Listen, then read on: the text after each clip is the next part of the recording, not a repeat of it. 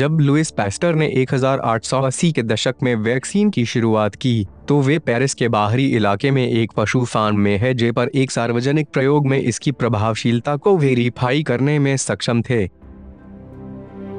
वे वास्तव में एक इंडस्ट्रियल केमिस्ट थे जिन्होंने शराब और बियर इंडस्ट्री में काम किया। वे वास्तव में एक चिकित्सक नहीं थे और बीमारी और स्वास्थ्य के बारे में बहुत कम जानते थे। अपने समय में वे एक वैज्ञानिक के रूप में अपनी अक्षमता के लिए जाने जाते थे और शीर्ष डॉक्टरों और शोधकर्ताओं के काम को लूटने के लिए कुख्यात थे। टीकों के साथ काम शुरू करने के बाद ही क्या वे और रॉबर्ट कोच इस विश्वास के प्रमोटर्स बन गए कि कुछ रोगजनक सूक्ष्मजीव और कीटाणु मनुष्यों, जानवरों और अन्य जीवित प्राणियों पर आक्रमण कर सकते हैं, जिससे बड़ी संख्या में बीमारियां पैदा हो सकती हैं।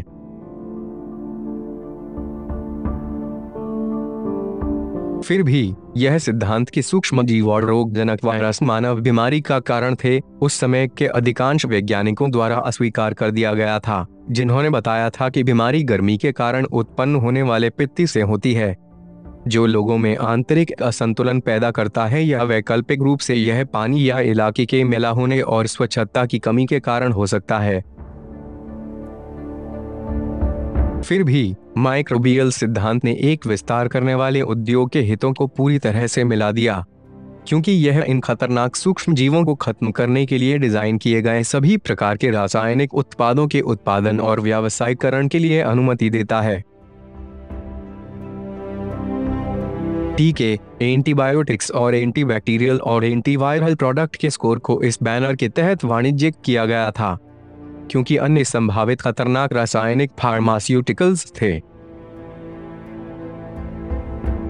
जब पेस्टर की मृत्यु हो गई, तो उन्होंने उनकी लैब में छिपे हुए हजारों पन्नों के नोट्स के बारे में पूछा। उनके पोते ने ही वे नोट्स के बारे में बताया, जिसमें पता चला था कि कैसे उन्होंने वैक्सीन के फार्मूले चुराए थे और दवा विज्ञान और नैतिकता के नियमों का उल्लंघन करते हुए वैज्ञानिक कदाचार में लिप्त थे। इस तरह से सूक्ष्मजीवों और रोगों पर लुइस पास्टर के सिद्धांत गलत पाए गए। फिर भी उन्होंने कुछ हितों को बहुत अच्छी तरह से निभाया। यही वजह है कि उन्हें फार्मास्यूटिकल एलीट द्वारा प्रमोट किया गया और समर्थन दिया गया।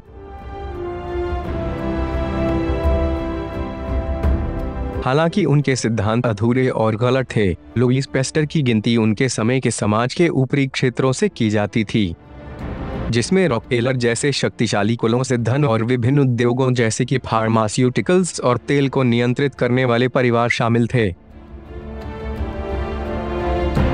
उद्योग द्वारा समर्थित और मीडिया द्वारा समर्थित, उन्होंने सामान्यीकृत भय का शोषण किया और बीमारी का सूक्ष्म सिद्धांत जल्दी से आबादी और निर्माताओं के बीच प्रचलित हो गया, जिससे टीके, एंटीबायोटिक्स, एंटीसेप्टिक्स और अन्य दवा उत्पादों के उपयोग में तेज वृद्धि हुई।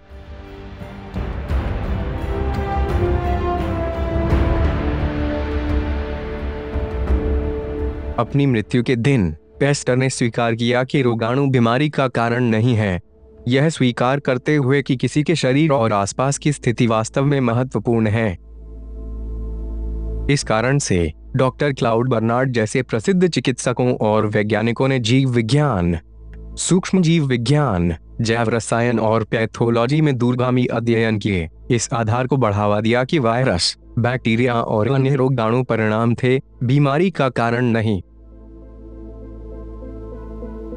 जो महत्वपूर्ण है वह उन्होंने बनाए रखा, यह है कि शरीर को अच्छी तरह से पोषण और ठीक से संतुलित किया जाए, ताकि इम्यून सिस्टम विषाक्तता को अवरुद्ध करने और अच्छे स्वास्थ्य को बनाए रखने में सक्षम हो। उन्होंने यह भी दावा किया कि यह वायरस और बैक्टीरिया को नष्ट करने का मुद्दा नहीं था, क्योंकि उनके पास एक कार्य है और वे हर जगह, अंदर और बाहर दोनों हैं। हमारे शरीर, जीवन शैली की आदतों और पर्यावरण की देखभाल करना ही एक कुंजी है। इस प्रमुख चिकित्सक के अनुसार शरीर स्वयं ही बुखार और दस्त जैसे लक्षणों से अतिरिक्त विषाक्तता को खत्म करने और संतुलन को ठीक करता है। इसी तरह युग के अन्य वैज्ञानिक और चिकित्सक संक्रामक रोगों के सेमिनल सिद्धांत से असहमत थे। उन्होंने दावा किया कि वायरस और बैक्टीरिया बीमारी का कारण नहीं थे, लेकिन इसके परिणाम या प्रभाव। अंततः यह निष्कर्ष निकाला गया कि वैक्सीन का उपयोग प्रभावी नहीं था।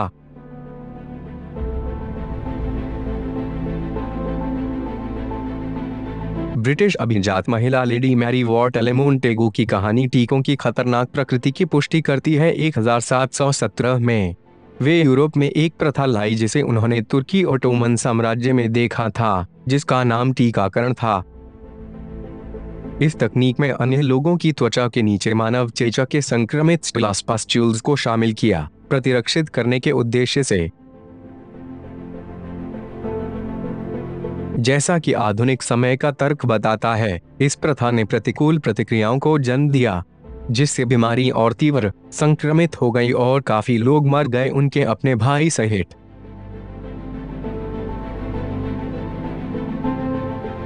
टीका छूत और बीमारी फैलने के बिंदुओं को प्रसारित करने के लिए कुख्यात हो गया। इन टीकाकरणों के इस्तेमाल के बाद चेचक से मृत्यु दर में वृद्धि हुई, जिससे यूरोप के लोग इस तरह के टीकाकरण को दृढ़ता से अस्वीकार कर दिया।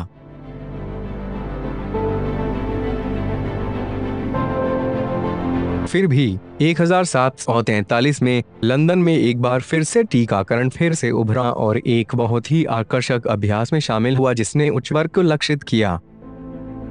उसी समय अंग्रेजी किसानों में यह अफवाह फैल गई कि काउपॉक्स मनुष्यों में चेचक के खिलाफ इम्यूनिटी पैदा कर सकता है। यह इस तथ्य के बावजूद था कि काउपॉक्स के संपर्क में आने के बाद लोगों को चेचक बीमारी हो गई थी। बाद में 1774 में इंग्लैंड के डोरसेट में येटमिनिस्टर की बेंजामिन जेस्टी नामक एक किसान ने अपनी पत्नी और 2 बच्चों पर इस सिद्धांत के साथ प्रयोग किया। उनकी त्वचा पर चीरा बनाया और उन्हें चेचक से संक्रमित एक गाय के नमूनों के साथ रगड़ा। परिणाम स्वरूप बच्चों को भयानक प्रतिक्रियाओं का सामना करना पड़ा और उनकी पत्नी का टीका लगाया गया हाथ गंभीर रूप से सूज हो गया, उन्हें तेज बुखार हो गया और वे लंबे समय तक शारीरिक परेशानी का अनुभव करती रही। कुछ साल बाद 1796 में अंग्रेजी चिकित्सक और प्रकृतिवादी एडवर्ड जेनर ने एक स्वस्थ वर्षीय लड़के पर एक समान प्रयोग किया। उसकी बाहों पर कई चीरे लगाए गए थे और खेत की लड़की के संक्रमित हाथ से निकले हुए पीप को उसके घाव में रगड़ दिया गया था। कई दिन बाद लड़के को कई प्रतिकूल प्रतिक्रियाएं हुईं, शारीरिक परेशानी का अनुभव हुआ, सिर दर्द के साथ बुखार और अस्वस्थता और भूख न लगना, यह सब आकस्मिक माना जाता था।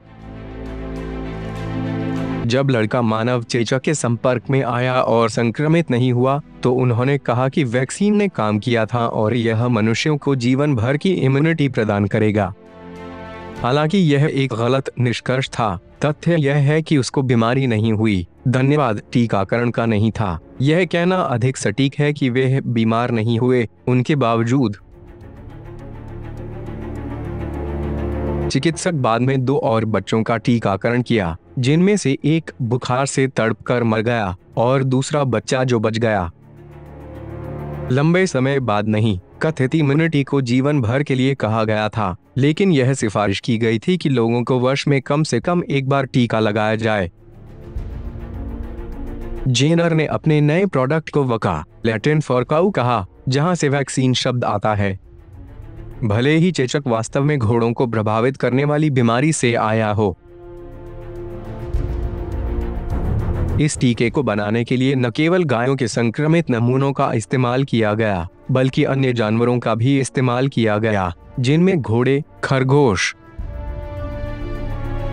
बकरी और चूहे शामिल थे। चेचक से संक्रमित गायों के शवों का भी उपयोग किया गया था, जैसे कि बीमार घोड़ों की एड़ी और संक्रमित गायों से अल्सर थे।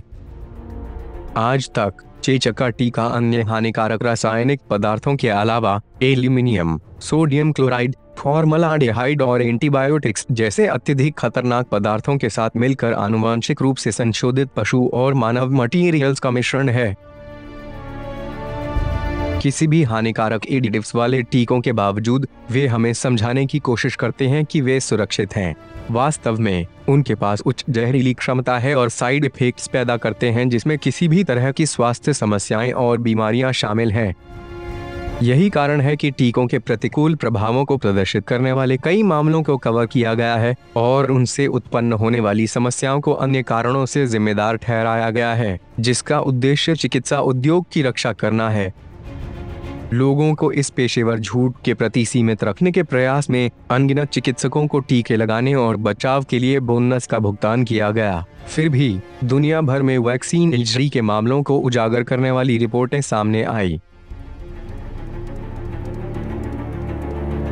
1810 में द मेडिकल ऑब्जर्वर टीकाकरण के बाद लंदन में चेचक के 535 मामलों का विस्तार हुआ, जिससे 97 लोगों की मौत हो गई थी।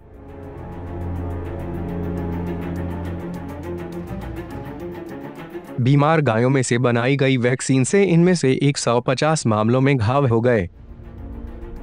10 चिकित्सकों और 2 एनाटॉमी के प्रोफेसरों को टीकाकरण की समस्या थी और उनके परिवार भी इसके साइड इफेक्ट्स से प्रभावित थे।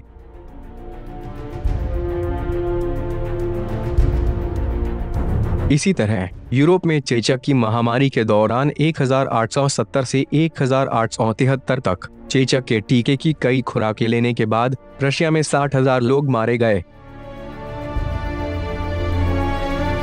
एक महत्वपूर्ण चेचक महामारी 1872 में इंग्लैंड में हो गई थी, जहां अनिवार्य टीकाकरण लागू थे। परिणाम स्वरूप कई हजार लोग मर जाते थे। टीकाकरण की कई इंजरीज और मौतों के बाद लोगों को पता चला कि रहने का तरीका, स्वच्छता, पोषण, वेस्ट डिस्पोजल, बीमार लोगों को अलग रखना और अन्य पर्यावरणीय फैक्टर्स चेचक को खत्म करने के सर्वोत्तम तरीके थे। और चेचक के टीके के खिलाफ लीसेस्टर में बड़े पैमाने पर प्रदर्शन का मंचन किया गया था। डंडा। जापान में अत्यंत विस्तृत टीकाकरण कानूनों को मंजूरी देने के बाद उन्होंने 1885 और 1892 में एक कठोर टीकाकरण कार्यक्रम की स्थापना की, जिस तरह से वे आज मानवता पर थोपने की कोशिश कर रहे हैं, एक वायरस जिसका इलाज बहुत आसान है। इन उपायों के परिणाम स्वरूप देश में 39,000 लोग मारे गए। बाद में 1898 में न्यूयॉर्क के चिकित्सक अलेक्जेंडर वाइल्डर ने खुलासा किया कि 1871 और 1872 के चेचक महामारी के दौरान जिन लोगों का टीकाकरण हो चुका था, उन लोगों में चेचक बीमारी तेजी से गंभीर हुई उन लोगों की तुलना में जिनका टीकाकरण नहीं हुआ था। इसी तरह जर्मनी में ऑफिशियल रिपोर्ट इस तथ्य की पुष्टि करती है कि 1855 से 1870 तक दुनिया भर में 1 मिलियन लोग जिनका टीकाकरण हो चुका था, उनकी चेचक से मृत्यु हो गई थी। 1899 में डॉक्टर चार्ल्स रूटा ने इटली में कई चेचक महामारियों के कारण होने वाली मौतों की बड़ी संख्या पर एक लेख लिखा था, जिसने इटली की आबादी के 98.5% लोगों को बड़े पैमाने पर रोधी टीकाकरण की पूरी तरह से विफलता को उजागर किया था।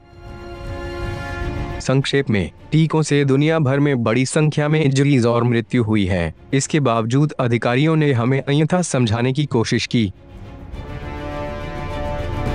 बहरहाल, हमारे अतीत के इस छिपे हुए रिकॉर्ड को भुला दिया गया है और कहीं भी वर्षक्रमिक इतिहास में या मुख्य धारा की शिक्षा में उपयोग की जाने वाली पाठ्य पुस्तकों में नहीं पाया गया है, जो अभिजात वर्ग और दवा उद्योग से अत्यधिक प्रभावित हैं। हम इस ज्ञान को केवल वैकल्पिक जानकारी स्रोतों में पा सकते हैं, जैसे कि सच्चे स्वास्थ्य पेशेवरों द्वारा किताबें, जो स्थापित डोगमा पर सवाल उठाने और अपने स्वयं के चिकित्सा उत्तरों की खोज करने की हिम्मत करते हैं।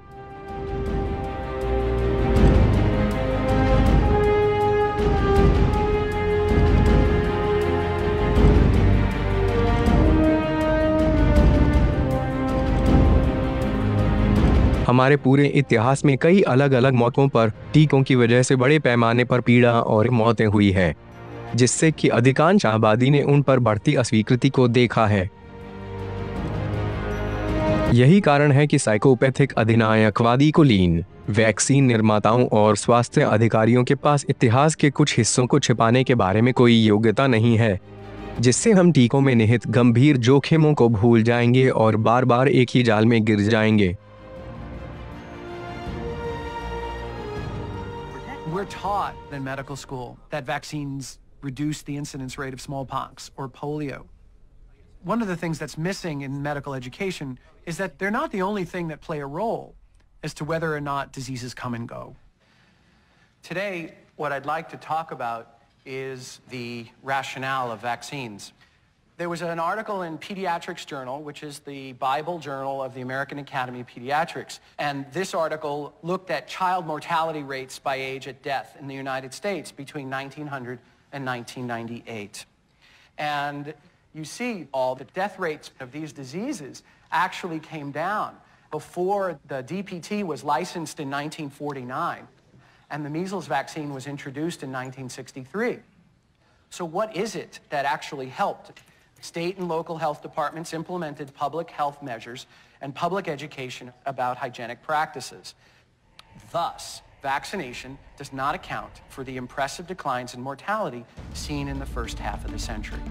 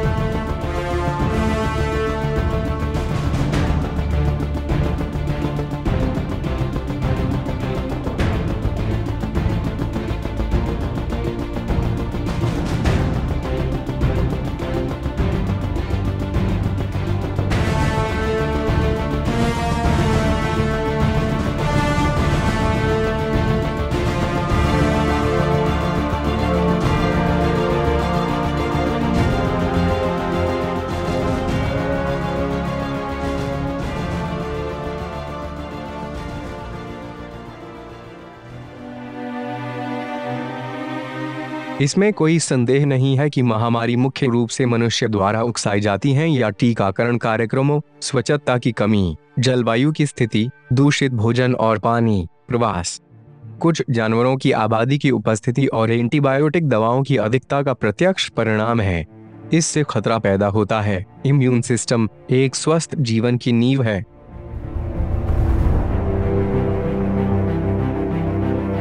कई देशों के आधिकारिक आंकड़ों का विश्लेषण और चेचक, डिप्थीरिया, हैजा, टाइफाइड, पोलियोमाइलाइटिस, तपेदिक, पीला बुखार, ब्रोंकाइटिस, टेटनस जैसी बीमारियों की ऐतिहासिक घटनाओं पर एक अध्ययन ने आश्चर्यजनक निष्कर्ष दिए हैं। अर्थात कि इन बीमारियों में से किसी से प्रभावित पीड़ितों का प्रतिशत, विशेष रूप से डिप्थीरिया, अनिवार्य टीकाकरण के आगमन के साथ कई देशों में तेजी से बढ़ा। जर्मनी में 1925 से 1944 तक, जब डिप्थीरिया से निपटने के लिए बड़े पैमाने पर अनिवार्य टीकाकरण कार्यक्रम की शुरुआत की गई थी, पीड़ितों की संख्या 40,000 से 2,40,000 तक बढ़ गई थी और टीकाकरण वाले रोगियों में संक्रमण की घटना अधिक थी। इसके विपरीत 1945 में एक बार युद्ध समाप्त हो गया था और जर्मनी में अब टीकों की पहुंच नहीं थी। कुछ वर्षों में मामलों की संख्या घटकर 50,000 से भी कम रह गई। स्टैटिस्टिकल डेटा से पता चलता है कि टीकाकरण कार्यक्रम पेश किए जाने से बहुत पहले इनमें से अधिकांश बीमारियां तेजी से और लगातार गिरावट में थीं। जब हम ऐसे कई महामारियों के ऐतिहासिक रिकॉर्ड का अध्ययन और विश्लेषण करते हैं जिन्होंने हर महाद्वीप पर आबादी के बड़े समूहों के जीवन को नष्ट कर दिया, तो हम खुद से पूछते हैं कि कितने लोगों की जान बचाई जा सकती थी यदि सैकड़ों हजारों लोगों का टीकाकरण नहीं किया गया होता। फिर भी इन रिकॉर्ड का रिव्यू उन लोगों द्वारा नहीं की गई है जो लोगों के स्वास्थ्य में सही सुधार चाहते हैं। जब से चिकित्सा विज्ञान सबसे बड़ा घोटाला बन गया है जो मानव जाति ने कभी नहीं देखा है। इस कारण से दवा कंपनियों ने लगातार सरकार पर दबाव डाला ताकि यह विभिन्न प्रीटेक्स द्वारा समर्थित अनिवार्य टीकाकरण को लागू करे। हालांकि फार्मास्यूटिकल उद्योग व्यापक और दूरगामी है, आर्थिक लाभ के लिए अपने लालच और प्यास के कारण दवा की कमी से धूमिल हो गया है, जबकि सभी तरफ दर्द और पीड़ा पहुंचाई है।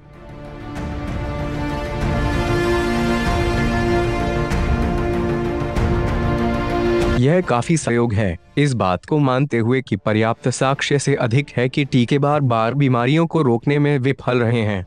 हालांकि वैक्सीन के समर्थन में स्टैटिस्टिकल डेटा और प्रचार के हेरफेर के कारण चिकित्सा समुदाय ज्यादातर लोगों को यह समझाने में कामयाब रहा है कि ये रासायनिक यौगिक मानव शरीर को बीमारी और मृत्यु से बचाते हैं।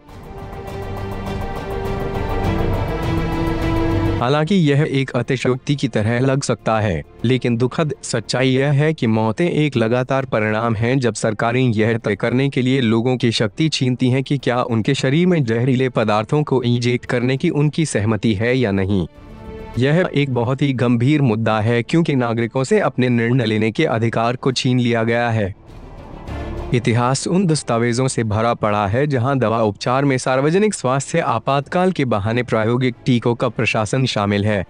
यह वर्तमान में कथित कोविड-19 महामारी के साथ योजना बनाई जा रही है। कई ईमानदार स्वास्थ्य शोधकर्ता जो टीके के प्रीटेक्स्ट के बिना सुधारे तलाश करते हैं, उन्हें द्वितीय विश्व युद्ध के दौरान नाजियों द्वारा किए गए यूजेनिक प्रयोगों के लिए जनसंख्या को काम करने का प्रयास के रूप में देखते हैं। वास्तव में हम सरकारों, विश्व स्वास्थ्य एजेंसियों और बड़ी फार्मा से जुड़ी मानवता के खिलाफ एक साजिश से निपट रहे हैं जो कम से कम 10 से 15% आबादी को खत्म करके अपने नापाक उद्देश्यों को प्राप्त करने के लिए सेना में शामिल हो गए हैं, क्योंकि बिल गेट्स ने सार्वजनिक रूप से घोषणा की है। First, we've got population. The world today has 6.8 billion people. That's headed up to about 9 billion. Now, if we do a really great job on new vaccines, healthcare, reproductive health services, we could lower that by perhaps 10 or 15%. We could lower that by perhaps 10 or 15%.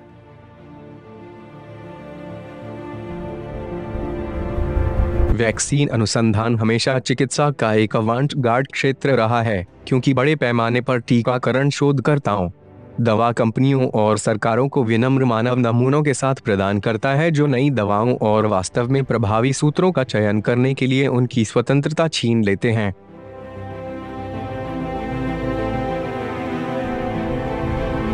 यह दुर्भाग्यपूर्ण है कि टीके का उपयोग घातक बीमारियों के प्रचार के तरीके के रूप में किया गया है।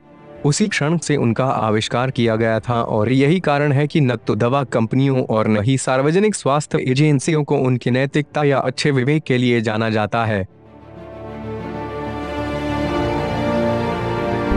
हालांकि विश्व स्वास्थ्य संगठन एक मोर्चे के रूप में कार्य करता है, लेकिन इसके कई कार्यक्रमों में लाखों लोग शामिल हैं, जिन्हें Rockefeller foundation, bill and Melinda Gates foundation, Ford foundation और ग्रेट ब्रिटेन के रोथस्चाइल्ड ग्रुप द्वारा पैसा लगाया गया है।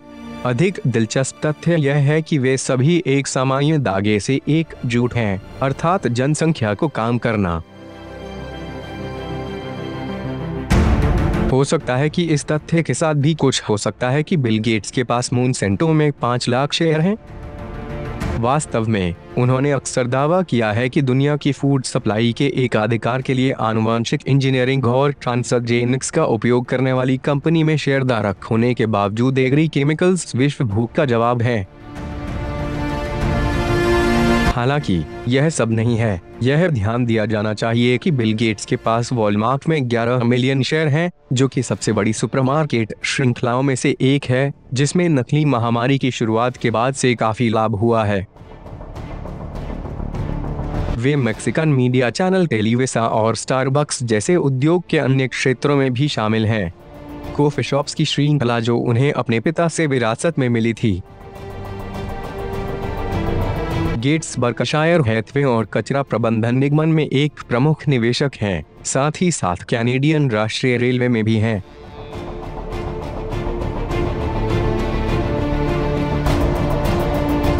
वे निर्माण और माइनिंग के लिए मशीनरी बनाने वाली कई कंपनियों में एक शेयरधारक भी है, जैसे कैटरपिलर, और उनके पास इको लैब के शेयर भी है, जो सफाई, स्वच्छता और सैनिटाइजिंग प्रोडक्ट की विशेष कंपनी है।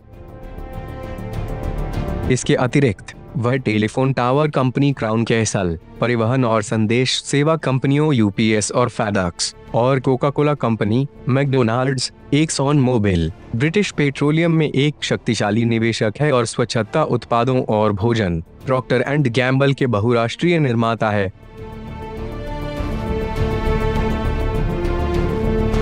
दूसरे शब्दों में, वे एक शक्तिशाली शेयरधारक है जिन्होंने Amazon, Apple, Alibaba, Nike, Disney, Google और फेसबुक सहित 200 से अधिक कंपनियों में अपना भाग्य विस्मित निवेश किया है।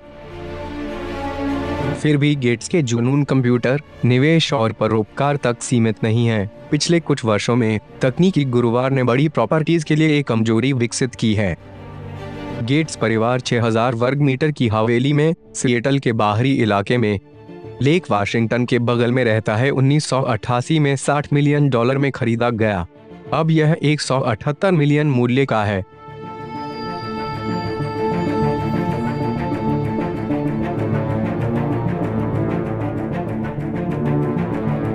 इस हवेली के अलावा वे सेंटा फे, कैलिफोर्निया में 60 हेक्टेयर खेत के मालिक हैं, जो कि घुड़सवारी के लिए एक बड़े स्थिर परिसर के साथ है।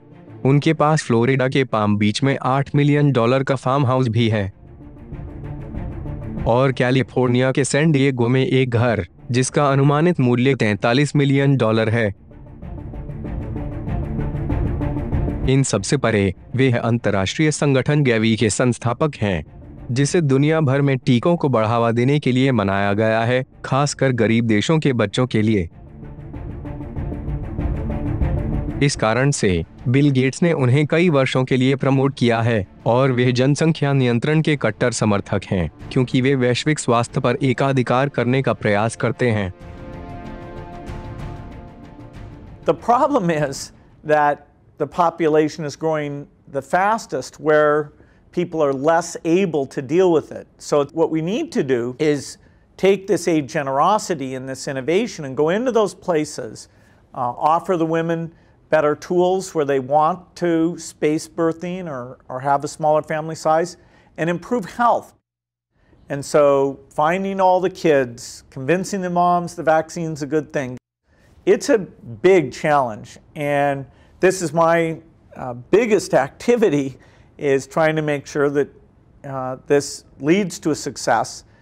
Convincing the moms the vaccine's a good thing.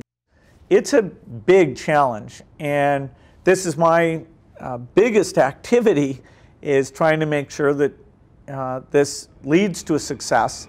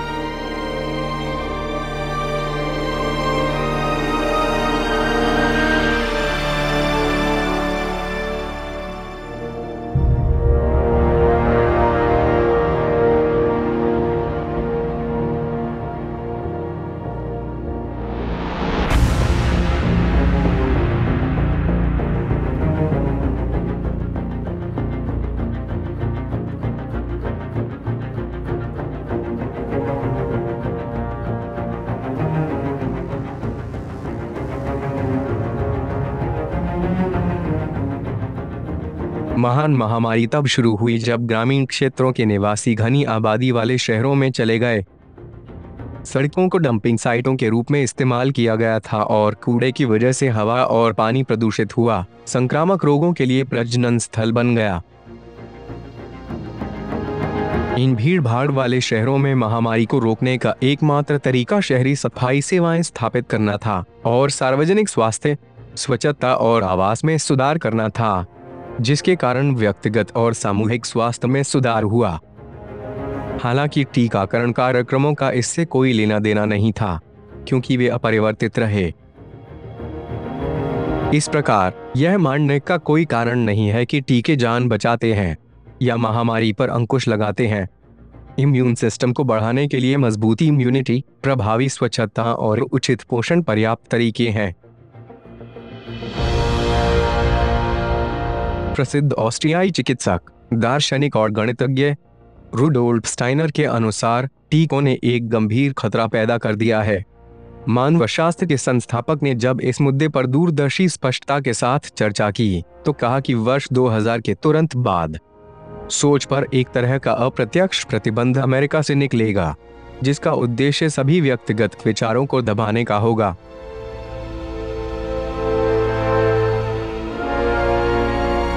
आत्मा को हस्तक्षेप करने का अधिकार नहीं होगा, क्योंकि इंसान को बाहरी प्रयोग के लिए पूरी तरह से फिट होने वाली मशीन की तरह माना जाएगा।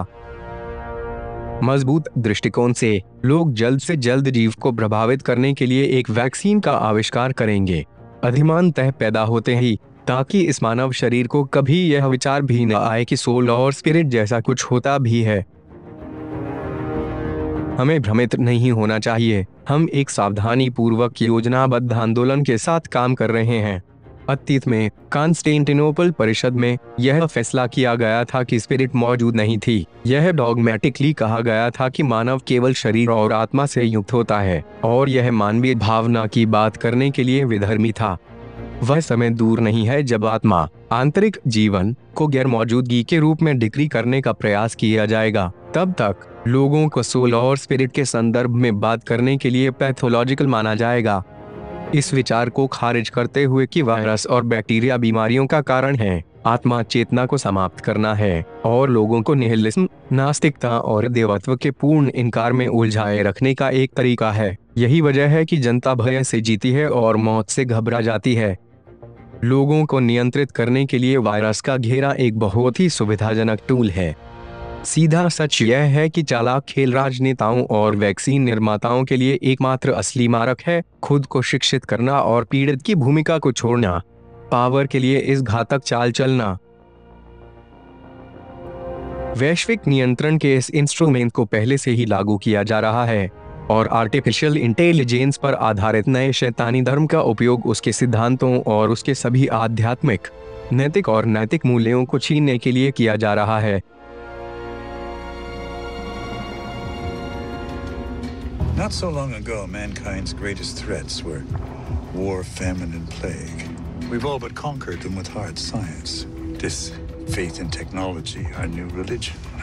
When a simple pathogen would kill billions and billions. Your immune system will go first, but this is what will finally kill you. महत्वपूर्ण सवाल इस तथ्य में निहित है कि वैश्विक आबादी के लिए प्रशासित किए जा रहे टीकों के स्कोर असुरक्षित हैं। विशेषज्ञों के अनुसार उनके अप्रभावी होने के कारण मानव शरीर में इंजेक्ट नहीं किया जाना चाहिए। वास्तव में रासायनिक पदार्थों वाले एक सिंथेटिक कॉकटेल के इंजेक्शन की वजह से 2009 में H1N1 के प्रकोप के दौरान कई मौतें हुईं। इस प्रकार सामान्यीकृत डर द्वारा सुरक्षित वैश्विक स्वास्थ्य एजेंसियों ने टीका निर्माताओं को पूरे ग्रह में प्रशासित होने के लिए लाखों डोज बनाने की अनुमति दी, शामिल परिणामों की जानकारी के बिना। दरअसल जब किसी वैक्सीन को शरीर में इंजेक्ट किया जाता है तो पंजर के आसपास लाल हो जाना, सूजन और दर्द जैसे दुष्प्रभावों का कारण बनता है। साथ ही हल्के बुखार के साथ फ्लू होता है। इम्यूनोसप्रेसेंट ड्रग्स लेने वाले लोग या दिल या फेफड़ों की परेशानी वाले लोग हालांकि बहुत गंभीर जटिलताओं का जोखिम उठा सकते हैं। वास्तव में कई लोग फ्लू की गोली खाने के बाद मर गए हैं और हमेशा की तरह इस गंभीर चिकित्सा त्रुटि को सही ठहराने के लिए वे व्यक्ति की स्वास्थ्य समस्याओं पर ही दोष लगाते हैं, न कि केवल वैक्सीन पर। हमारे शरीर में जहरीले विदेशी वायरल पदार्थ को इंजेक्ट करने से निश्चित रूप से हमारे स्वास्थ्य में सुधार नहीं होगा, इसके विपरीत उल्टा ही होगा। इसके अलावा यह बेहद दिलचस्प है कि बिल गेट्स के निजी चिकित्सक के अनुसार माइक्रोसॉफ्ट के संस्थापक और वैक्सीन के वकील ने अपने बच्चों को टीका लगाने से मना कर दिया, यह कहते हुए कि वे कीमती, बुद्धिमान और जीवंत थे और उन्हें टीकों की कोई आवश्यकता नहीं थी। वास्तविकता में फ्लू वायरस से संक्रमित होने की संभावना को कम करने के लिए एंटी फ्लू टीके कभी नहीं दिखाए गए हैं। वे धमनी सूजन को भी कम नहीं करते हैं या निमोनिया से संबंधित मौतों की संख्या में कमी नहीं करते हैं। वास्तव में द लैंसेट में प्रकाशित 2008 के एक अध्ययन में पाया गया कि फ्लू के टीके बुजुर्गों में निमोनिया के खतरे को कम नहीं करते हैं। इसके अलावा जिन लोगों को मौसमी फ्लू का टीका लगाया गया है, उनमें कमजोर इम्यून सिस्टम और फ्लू होने की अधिक संभावना होती है। क्या इसीलिए जर्मन अखबार बाइल्ड में प्रकाशित एक इंटरव्यू के दौरान एक वायरोलॉजिस्ट ने पूछा कि क्या कोरोना वायरस वास्तव में आम फ्लू से ज्यादा खतरनाक है, और यह सवाल है कि क्या वायरस से कई लोग मर रहे हैं क्योंकि हमें विश्वास करने के लिए नेतृत्व किया जा रहा है। इम्यून सिस्टम निस्संदेह मौलिक फैक्टर है जो निर्धारित करता है कि कोई व्यक्ति को कोई बीमारी होगी या नहीं।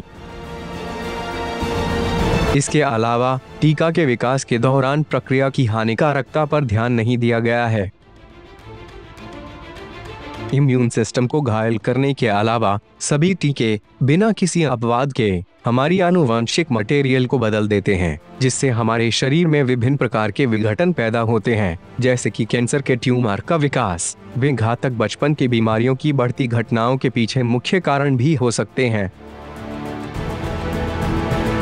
शक के बिना बड़े पैमाने पर टीकाकरण कार्यक्रम इम्यून सिस्टम को इस पॉइंट तक कमजोर कर देते हैं कि अब बच्चों में हानिकर वायरस से संक्रमित होने की प्रवृत्ति होती है, जैसे कि सामान्य flu.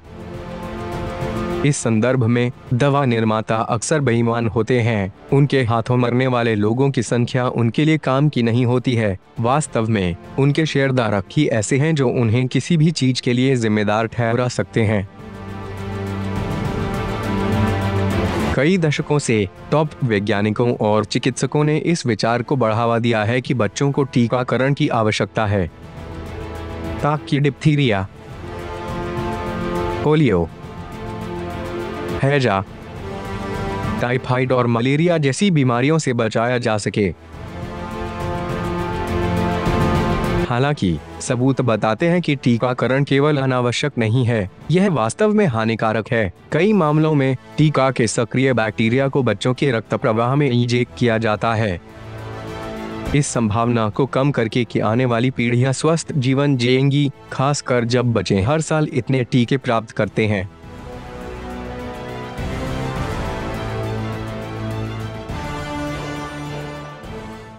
Curious, how did you come to the position that vaccines were a problem? First of all, you started out by introducing me as anti-vaccine, which I'm not. People say I'm anti-vaccine because they don't want to have the argument with me about how to improve vaccines. And I'm not anti-vaccine. I believe we should have safe vaccines, and I believe we should have robust science, and I believe that we should have independent regulators who are not financially tied to the companies that make our vaccines. So the problem with, there's a couple of problems with vaccines. I had 3 vaccines as a kid. Today's kids get 72. And the reason they get so many is because they're so profitable. And they were made profitable in 1986 when Congress passed a law that said you can't sue a vaccine company. So no matter how toxic the ingredient, no matter how negligent the company, no matter how grievous your injury, you can't sue them, which means that company has no incentive to make them safer. And remember, The 4 companies that make all 72 of the vaccines that are now mandated for our kids are all serial felons. I'm seeing something where we're seeing millions of children badly injured. Listen, here's what HHS says. If you were born prior to 1989, which is the year the vaccine schedule exploded, you have a 12% chance of having a chronic disease. If you were born after 1989, you have a 54% chance. Nobody's explaining, why do all our kids have diabetes, rheumatoid arthritis? Why did autism drop from 1 in 10,000 in my generation, to 1 in 34 in the vaccine generation? Why did food allergies suddenly appear in 1989? They're all coming from vaccines. And by the way, Right. It's not just me saying it. All those 400 diseases that suddenly became epidemic after 1989, every one of them is listed as a side effect by the manufacturers. Well, some people vaccines. say the measles epidemic that we've seen over the past few years is because there are not people getting vaccines. So there's that. And answer me this. Why is it that CDC says that 39% of the people who got sick at Disneyland had vaccine-strain measles? I don't know the answer to that.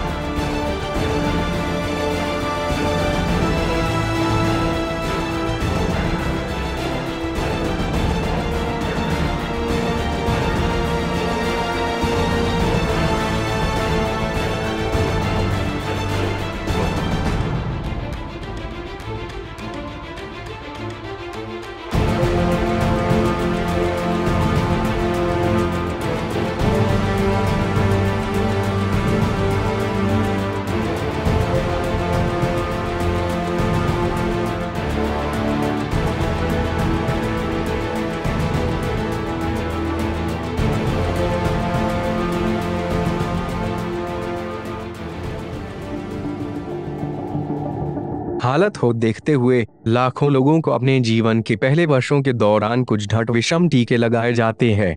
इस तथ्य के बावजूद कि आंकड़ों के अनुसार प्रत्येक वर्ष 1000 अमेरिकी बच्चे टीके के प्रत्यक्ष परिणाम के रूप में मर जाते हैं। यह भी अच्छी तरह से जाना जाता है कि बच्चों और बड़ों दोनों के लिए अधिकांश टीके अनावश्यक हैं। वे प्रति वर्ष सैकड़ों मौतों का कारण बनते हैं। एडवर्स रिएक्शंस और रुकावटों के कारण जो बड़े पैमाने पर मौतें नहीं हुई होती अगर सामूहिक टीकाकरण मौजूद नहीं होते। इसके अलावा टीकाकरण वाले बच्चे अस्थमा और attention deficit hyper activity disorder, ध्यान की कमी की सक्रियता विकार, न्यूरोलॉजिकल विकार और ऑटिज्म की काफी अधिक घटना को प्रदर्शित करते हैं। वास्तव में जो लोग किसी बीमारी के लिए टीकाकरण करवाते हैं उन लोगों में बीमारी होने की संभावना अधिक होती है उन लोगों की तुलना में जिनका टीकाकरण नहीं हुआ था, क्योंकि टीके हमारे इम्यून सिस्टम को नष्ट कर देते हैं और हमें एलर्जी के प्रति अधिक संवेदनशील बनाते हैं। इन तथ्यों के बावजूद मीडिया इस बात पर जोर देती है कि हमारे पास बहुत जल्द ही कोविड-19 की वैक्सीन होगी नए रोगजनक वायरस को मिटाने के लिए और हमें एक सामान्य स्थिति में वापस जाने की अनुमति देने के लिए इसे सभी को प्रशासित करने की आवश्यकता है। शायद इसीलिए टीकाकरण अनुसूची का विस्तार नहीं हुआ है, जहां तक संख्या और डोज का संबंध है। इस बीच फार्मास्यूटिकल प्रयोगशालाएं लॉबिंग कर रही हैं ताकि कुछ टीकों को आगे बढ़ाया जा सके। सच स्वतंत्र वैज्ञानिक रिसर्च से पता चला है कि टीकाकरण कई बीमारियों का कारण है। हालांकि काफी सारे चिकित्सा का अभ्यास करने वाले टीकों की एडवर्स रिएक्शंस को उच्च संख्या को अनदेखा किया गया है। हाल के वर्षों में इस समस्या को अनदेखा करते हुए केवल 10% डॉक्टर टीकाकरण के कारण होने वाली इंजरीज के बारे में जनता को सूचित कर रहे हैं। फिर भी समय बीतने के साथ अधिक से अधिक जागरूक चिकित्सकों ने सार्वजनिक रूप से स्वीकार किया है कि वे टीकाकरण का विरोध करते हैं और इसे खतरनाक वैज्ञानिक धोखाधड़ी के रूप में वर्गीकृत करते हैं। टीकाकरण का इतिहास क्रॉनिकल मामलों में रोग के विजेता के रूप में टीके प्रस्तुत करने के लिए है। वह और खुद में एक घोटाला है, क्योंकि वास्तव में उन्हें अक्सर प्रशासित किया गया था क्योंकि बीमारी पहले से ही स्वाभाविक रूप से घट रही थी। ज्यादातर लोगों ने अपने जीवनकाल के दौरान किसी तरह का टीकाकरण लेने की संभावना है, और बच्चों के मामले में वे शायद अभी भी वैक्सीन ले रहे हैं। यही कारण है कि आज तक कई डॉक्टर टीकाकरण वाले बच्चों में बीमारी के निदान के बारे में सावधान रहते हैं ताकि वैक्सीन की सफलता का मिथ सहना पड़े। यदि लोग और माता पिता इस दुरुपयोग को रोकने के लिए कुछ नहीं करते हैं तो हम निसंदेह बड़ों, बच्चों और बुजुर्गों के लिए अधिक खतरनाक नए टीकों को बनते हुए देखते रहेंगे, जैसे कि वर्तमान में तैयार किए जा रहे हैं, ताकि हम नई महामारी का सामना कर सकें। It turns out that historically, over more than 100 years, there were two schools of thought, the germ theory and the terrain theory, and they were done by Pasteur and Belchamp. And one of the theories would be, for me, the Belchamp theory would be that if you are well and not stressed, and you have good nutrients and good food, you can fight off any virus. Your immune system is working. And therefore, viruses are not something to be afraid of. But nobody really makes any money out of that because you're talking about healthy food, no stress and nutrition, which is really my message and a lot of the people. But unfortunately, for the last 100 years or so, the Pasteur germ theory around viruses and infection, where they have war-like analogies, and it's an outbreak, and you need to get antibiotics to defend yourself against it, as if you don't have a natural immune system. So the reality, I suppose, of vaccines is that they haven't ever been safety tested. So people would not be aware of that. So safety testing would be a randomized placebo-controlled clinical trial. And for the last 60 years, they haven't really been safety tested. And also some of the most toxic ingredients are in vaccines.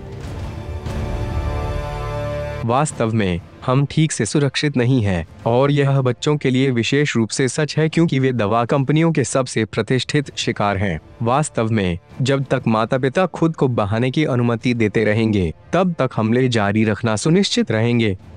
बेसहारा बच्चे केवल vaccine के लगातार हमले का सामना करने वाले नहीं हैं, सैनिकों को भी बड़े पैमाने पर टीकाकरण के लिए हमेशा से लक्ष्य बनाया गया है। अमेरिकी सेना ऐसी ही एक मिसाल है। जब वे युद्ध में अपने देश की सेवा करने की बात करते हैं तो उन्हें अपनी पूरी सैन्य तत्परता दिखाने के लिए सभी प्रकार के टीकों के अधीन होने के लिए मजबूर किया जाता है। सर्विस पुरुषों और महिलाओं को बायोटॉक्सिन से सुरक्षा के रूप में अनगिनत इंजेक्शन मिलते हैं, जैसे कि चेचक, एंथ्रेक्स और राइसिन। टीकों में पाए गए अपरीक्षित रासायनिक एजेंटों से कई सैनिकों की मृत्यु हो गई है और अन्य उसी कारण से गंभीर रूप से बीमार हो गए हैं। उन महिलाओं की तरह जिन्हें अपनी इच्छा के विरुद्ध अल्ट्रासाउंड प्रयोगों के अधीन किया गया था, सैनिकों का अध्ययन के विषयों के रूप में किया जाता है फार्मास्यूटिकल्स के साथ बड़े प्रयोग के दौरान। टीके के उपयोग से शरीर में वायरल म्यूटेशन का विकास भी हो सकता है, जो संभावित रूप से बड़े पैमाने पर आबादी को प्रभावित करने वाली एक नई बीमारी का प्रकोप उत्पन्न कर सकता है। क्योंकि वायरल म्यूटेशन रक्तदान के अंदर बहुत ही कम अवसरों पर पाए जाते हैं, जो आसानी से संक्रमण के माध्यम से फैल सकते हैं। इस प्रकार मूल टीके वायरस के ज्ञात तनावों को खत्म कर सकते हैं जो इन विभिन्न बीमारियों का कारण बनते हैं और मानव जेनेटिक्स में परिवर्तन का उत्पादन करते हैं, साथ ही साथ नए उत्परिवर्ती उपभेदों के विकास को ट्रिगर करते हैं। इस कारण से जिन्हें डीएनए वैक्सीन दी जाती है वे स्थायी और अज्ञात जेनेटिक परिवर्तनों से गुजरेंगे। इसी तरह नए शोध से पता चला है कि कुछ टीकों में ऐसे कण और पदार्थ होते हैं जिन्हें आमतौर पर दूषित या विषाक्त माना जाता है। ये ज्यादातर भारी मेटल होते हैं जैसे मर्क्यूरी, कोबाल्ट, लीड, निकल, आर्सेनिक और एल्यूमीनियम। नई जानकारी का खुलासा करने के उद्देश्य से 2 इतालवी शोधकर्ता बायोमेडिकल प्रौद्योगिकी के एक विशेषज्ञ और नैनो तकनीक में विशेषज्ञता वाले एक वैज्ञानिक एक्स-रे माइक्रोवेव से लैस इलेक्ट्रॉनिक माइक्रोस्कोप का इस्तेमाल करते हुए टीकों में ठोस संदूषकों की उपस्थिति की तलाश कर रहे थे। यहाँ तक कि नैनोमीट्रिक लेवल पर उन्हें अकार्बनिक सामग्रियों के कण मिले जो टीकों की सूचीबद्ध सामग्रियों में से नहीं थे। वास्तव में वैज्ञानिक साहित्य के अनुसार वे नॉन बायोडिग्रेडेबल और नॉन बायोकम्पेटिबल हैं और इस प्रकार संभवतः टॉक्सिक हैं। ऐसा एचपीवी वैक्सीन गार्डासिल का मामला है जो कि उत्परिवर्ती है और इसमें सिलिकॉन, मैग्नीशियम और टाइटेनियम के अलावा लोहा, Chrome, stainless steel, tungsten, zirconium, strontium, निकल, एंटीमनी, जिंक और कैल्शियम के कणों के अलावा इसके प्रभाव को मजबूत करने के लिए एल्यूमीनियम के निशान हैं। दूसरे शब्दों में भारी मेटल का यह ग्रुप मनुष्यों के लिए बहुत ही घना और अत्यंत विषैला होता है। खतरनाक स्वाइन फ्लू की वैक्सीन के बारे में क्या कहा जा सकता है, जिसने 2009 और 2010 के बीच लगभग 3 लाख लोगों की जान ली थी, जो कि म्यूटेजेनिक भी है और शरीर की जेनेटिक जानकारी को बदलने का प्रयास करता है। What policies should we have? Because until we get almost everybody vaccinated globally, we still won't be fully back to normal. Even if we're doing the right things, where we've fixed the testing problems, we're making sure people are strict about quarantine, we're doing really good contact tracing. And so the government is able to encourage some type of activities to resume. But we need to start getting things back to normal. They won't be back to normal until we either have that phenomenal vaccine or a therapeutic that's like over 95% effective. We want to get into this semi-normal phase as soon as we can. And then the vaccine is the thing that will change things. And then the vaccine is the thing that will change things.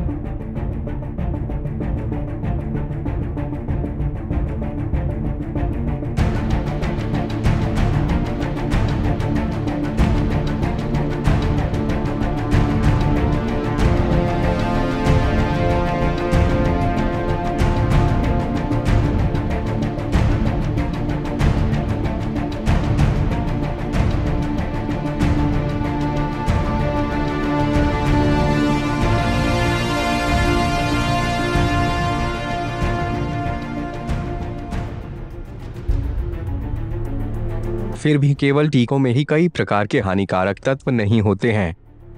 निर्माताओं और स्वास्थ्य अधिकारियों को यह बताना होगा कि vaccine में सोने, चांदी और प्लैटिनम की अल्प मात्रा क्यों होती है।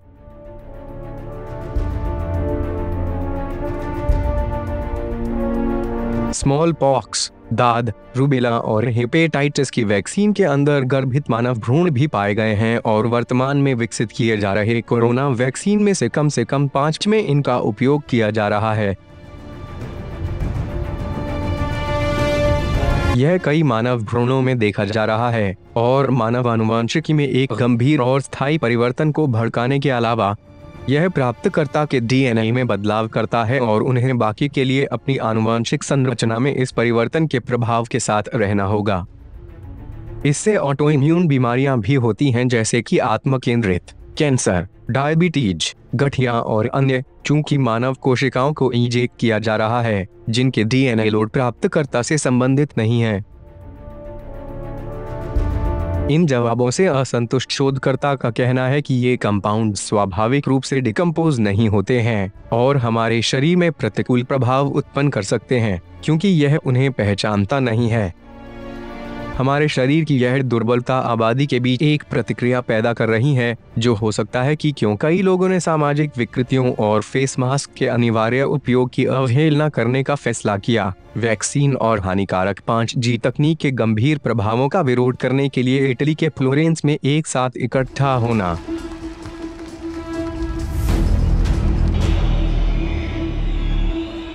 La Costituzione siamo noi ragazzi e scorre nelle nostre vene come popolo italiano, ma come giustamente ha detto anche la dottoressa Gatti, in questi ultimi mesi, ma direi in questi ultimi anni, sono stati attaccati molto più dei nostri diritti costituzionali, sono stati attaccati i nostri diritti umani, i nostri bisogni essenziali. Ci hanno fatto credere ancora una volta che con la delega noi possiamo accettare di lasciare tutte le nostre sovranità in mano a questi che purtroppo io ho definito anche criminali e delinquenti.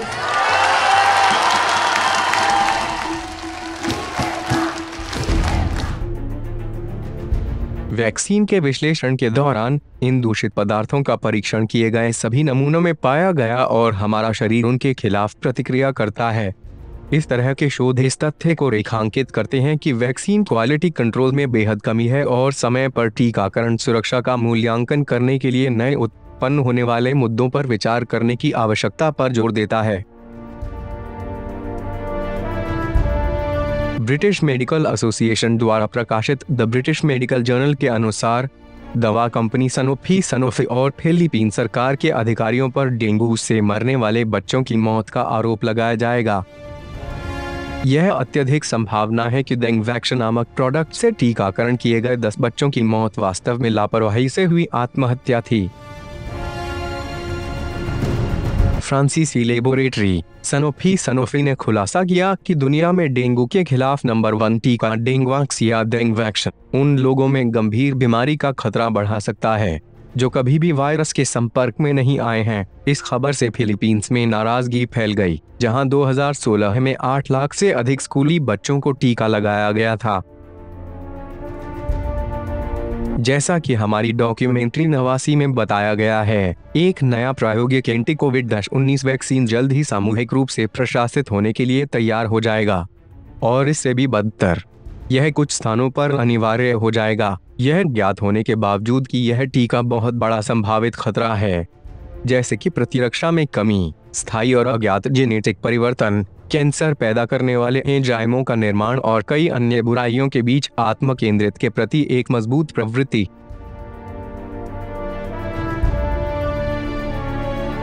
और भी अधिक चौंकाने वाली बात यह है कि लाखों लोग अपनी अज्ञानता की स्थिति में बने रहते हैं, बजाय इसके कि गंभीर खतरे के बारे में सूचित किए जाने के कारण ये टीके हमारे स्वास्थ्य के लिए खतरा है।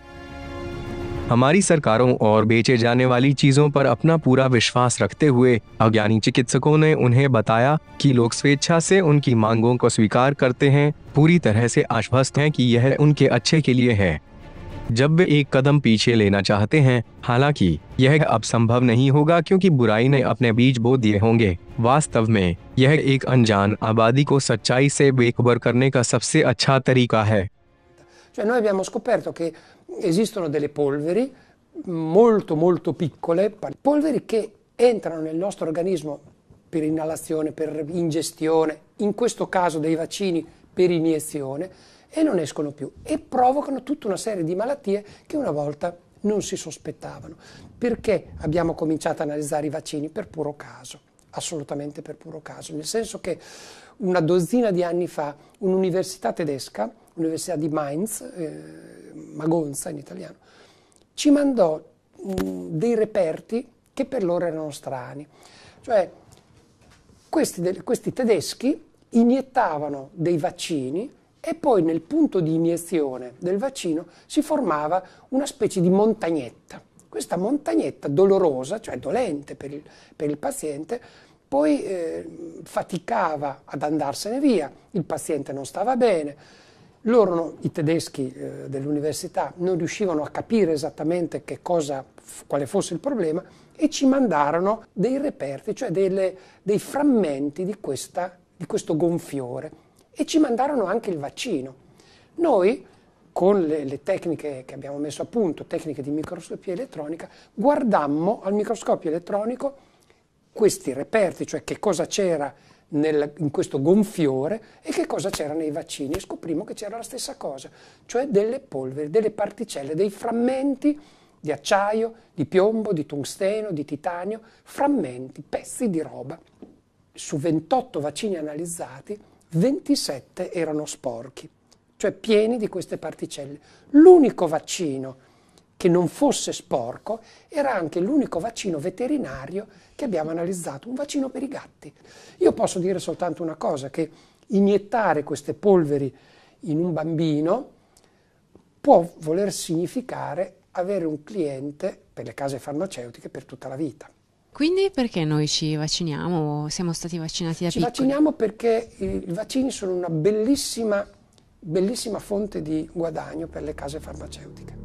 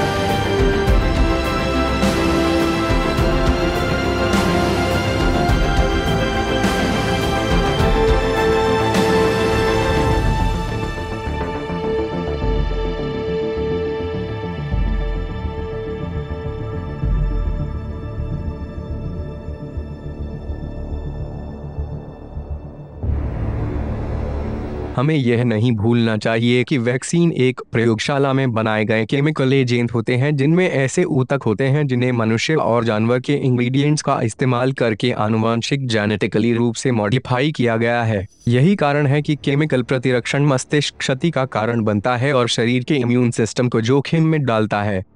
इस कारण से लाखों अज्ञानी चिकित्सक उन्हें प्रमोट करने का प्रयास करते हैं। अग्रणी रोगियों को यह विश्वास है कि टीका प्राप्त करना अपरिहार्य है, इस तथ्य के बावजूद कि जो लोग इसे प्राप्त करते हैं वे अभूतपूर्व बीमारी से पीड़ित होंगे या उनकी मृत्यु हो जाएगी। जैसा कि पहले कहा गया था, दवा निर्माताओं के पास इस तथ्य के बारे में कोई हिचक नहीं है कि कई लोग मर जाते हैं। उनके लिए यह अप्रासंगिक है। वास्तव में अच्छे स्वास्थ्य को बनाए रखने और अपने इम्यून सिस्टम को बनाए रखने के लिए हमें ठीक से खाने और धूप के संपर्क में रहने की आवश्यकता है। वे भली भांति तरह से जानते हैं कि कुख्यात कृत्रिम वायरस का मुकाबला करने के लिए ये सबसे अच्छे उपाय हैं जो निर्वनीकरण को प्राप्त करने के लिए मानवता पर फैला दिया गया है।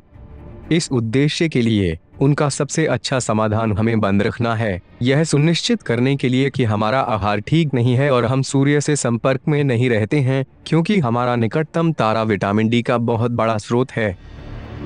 ये सब जानते हैं कि सुबह या दोपहर में 20 मिनट के लिए सूर्य की अल्ट्रावायलेट रेज के संपर्क में आने से विटामिन डी का उत्प्रेरित होना शुरू हो जाता है। ये किरणें बैक्टीरिया को नष्ट करने के साथ साथ कैल्शियम अवशोषण में भी महत्वपूर्ण भूमिका निभाती हैं, जो स्वस्थ हड्डियों और दांतों के लिए आवश्यक हैं और एक मजबूत इम्यून सिस्टम का विकास करती हैं, जो हमारे शरीर की सुरक्षा को बढ़ाती है। यद्यपि अधिकांश दवाएं दुनिया भर में स्वास्थ्य एजेंसियों द्वारा कड़ाई से और लगातार रूप से निगरानी की जाती हैं, क्योंकि वे संभावित निर्दिष्ट दुष्प्रभावों की खोज करते हैं, टीके इन नियमों से मुक्त दिखाई देते हैं। बहरहाल, चूंकि ये फार्मास्यूटिकल्स आमतौर पर त्वचा के जरिए शरीर तक पहुंचते हैं, हमें उनके परिणामों का गंभीरता से मूल्यांकन करना चाहिए, यह देखते हुए कि वे कितने खतरनाक हैं। यह हो सकता है कि क्यों लोगों की बढ़ती संख्या इस तथ्य से सावधान है कि टीके उनके डीएनए को बदल देते हैं, उन्हें आनुवंशिक रूप से मॉडिफाइड जीव में बदल देते हैं। हालांकि कुछ मुख्य धारा के वैज्ञानिकों को इस पर विश्वास करना मुश्किल लग सकता है। यह हमें यह देखने में सक्षम बनाता है कि आबादी का अनिवार्य टीकाकरण विवादों में घिरी एक बढ़ती हुई लड़ाई है, क्योंकि वे कई योजनाओं को छिपा सकते हैं जो गहरे हैं और ज्यादातर लोगों की तुलना में अधिक दूरगामी पहली नज़र में विश्वास करेंगे।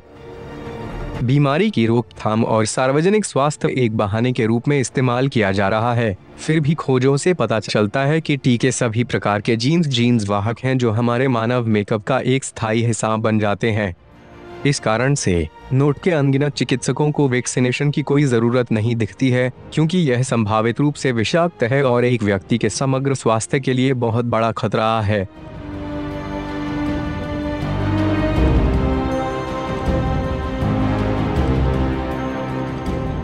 बहुत समय पहले नहीं, शुक्रवार है आक्रामक मार्केटिंग का कि टीके उच्च संबंध में आयोजित किए गए थे, क्योंकि उन्हें मानव पीड़ा और मृत्यु को रोकने के लिए बनाया गया था। आज, हालांकि, उन्हें तेजी से चुनौती दी जा रही है। ऐसा प्रतीत होता है कि आबादी उन औषधीय उद्योग पर भरोसा नहीं करती है, जो उनके विवादित टीकों के परिणाम स्वरूप बहुत बदनाम हो गए हैं, और इसने कई एंटी वैक्सीन ग्रुप्स को जन्म दिया है। और नाइजीरियाई सीनेटरों को रिश्वत देने की कोशिश में बिल गेट्स का अंतिम उद्देश्य क्या है? उन्हें बिल को सामान्य विधायी प्रक्रिया के अधीन किए बिना प्रतिनिधि सभा में अनिवार्य टीकाकरण पर एक कानून को मंजूरी देने के लिए $10 मिलियन की पेशकश की। एक बार की ठोस वैक्सीन की फायरवॉल में कई दरारें विकसित हो गई हैं और किसी ने भी उन्हें ठीक करने की कोशिश नहीं की है। दरारें बाधा के प्रतिरोध को गंभीरता से समझौता कर सकती हैं, क्योंकि फार्मास्यूटिकल उद्योग एक पूरे के रूप में संभावित रूप से विषाक्त टीके बनाने में शामिल कुप्रबंधन के साथ अपने लालच और लाभ की इच्छा के साथ पतन का कारण बन रहा है। Asked to see an insert. Can I see the ingredients in this product? Could you explain to me how mercury is safe being injected into my baby right now? Could you tell me why aluminum is in there and what effect, why is it necessary for this vaccine? And, you know, aborted fetal DNA, the DNA of a dead baby is in the vaccine you are giving my child. If I was looking at the insert, I would see that it says human lung fibroblasts. So for anyone that tries to tell you that is a myth, that DNA fragment is not in there, that is not true. In fact, you should look at clips out there. We put them out where you can hear him explain that there's definitely aborted fetal DNA.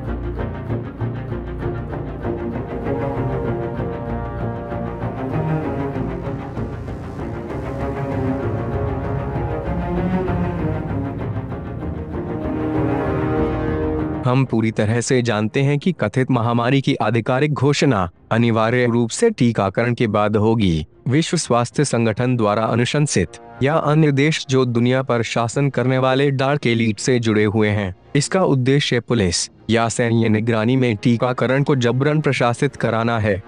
यद्यपि जो मना करते हैं उन्हें दंडित किया जा सकता है, जुर्माना लगाया जा सकता है, कैद किया जा सकता है और यहाँ तक कि जबरदस्ती टीका लगाया जा सकता है। अगर एक टीकाकरण प्रोग्राम वास्तव में लागू किया जाता है तो यह बड़ी फार्मा के लिए एक और अप्रत्याशित बात होगा, क्योंकि लोग यह नहीं जानते हैं कि नई वैक्सीन के अंदर क्या डाला जाएगा।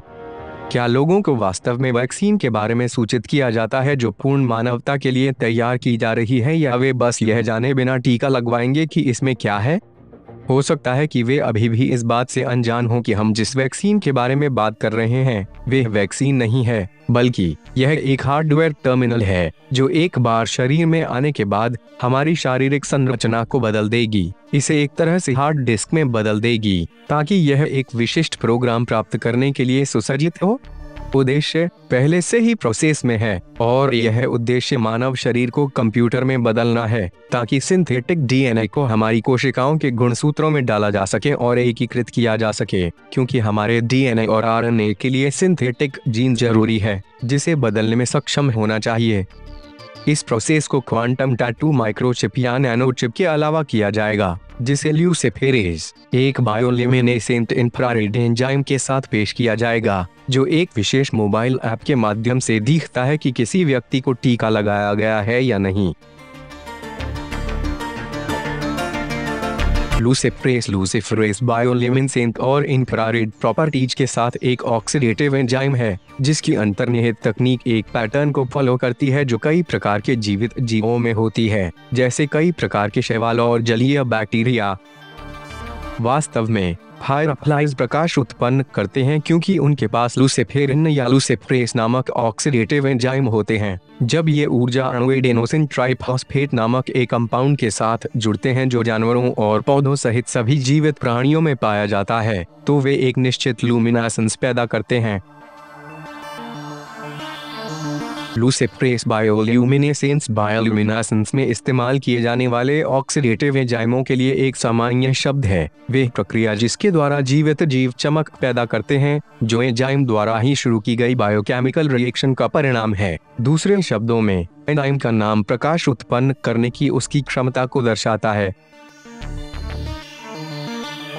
फिर भी कुछ विश्लेषकों ने चेतावनी दी है कि प्रकाश शब्द और लूसीफर और सैटेनिक लूसिफेरिज्म के बीच वैचारिक संबंध को एक संकेत के रूप में व्याख्या किया जा सकता है कि नया सामान्य या नई विश्व व्यवस्था का बीज के निशान के साथ घनिष्ठ संबंध है, जिसे डिजिटल पहचान के रूप में प्रचारित किया जा रहा है। यह एक इम्यूनिटी पासपोर्ट के रूप में मनुष्यों पर लगाया जाना है और यह मेरे क्रिप्टो करेंसी के लिए एक रास्ते के रूप में इस्तेमाल किया जाएगा। यह पेटेंट नंबर 060606 के तहत रजिस्टर्ड तकनीक का एक रूप है। कई जाने माने षड्यंत्र सिद्धांत हैं, लेकिन निर्विवाद तर्कसंगत तथ्य भी मौजूद हैं और अच्छी तरह से प्रलेखित हैं, जैसे कि बिल्डरबर्ग ग्रुप का अस्तित्व, MK अल्ट्रा या जॉर्ज सोरोस जैसे CIA प्रोग्राम्स, कई देशों में संदिग्ध राजनीतिक गतिविधियों का समर्थन और कई गुप्त प्रोग्राम्स हैं जिसकी चर्चा हमारे वृत्तचित्र डॉक्यूमेंट्रीज में की गई है।